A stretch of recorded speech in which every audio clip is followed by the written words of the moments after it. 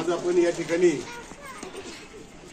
तानाजी उर्फ पीके माडिक यांच्या कामाची दखल घेऊन ते पूर्वी रयत शेतकरी संघटनेचे पुणे जिल्हा सरचिटणीस म्हणून काम पाहत होते, परंतु त्यांच्या कामाची दखल घेऊन आपण रयत शेतकरी संघटनेचे त्यांना पश्चिम महाराष्ट्राचे संघटक म्हणून त्यांची आपण नियुक्ती करतोय।